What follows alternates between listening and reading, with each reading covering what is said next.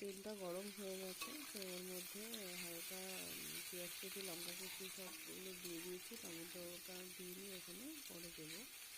রসুন কুচিটাও দিয়ে দিয়েছি, যেটা নেড়ে চেড়ে নিচ্ছি।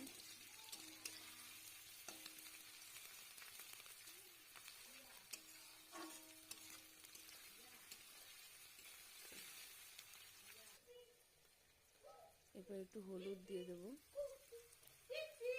পরিমাণ মতো। তারপরে মশলাটা দিয়ে একটু নাড়াচাড়া দিয়ে একটু কষিয়ে নেব। একটা ডিম দিয়ে দিয়েছি, ডিমটা একটু ঘুটে দেবো।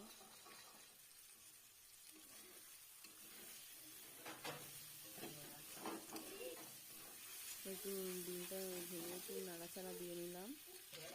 তো ভিডিওর এবার পাস্তাটা দিয়ে দিয়েছি।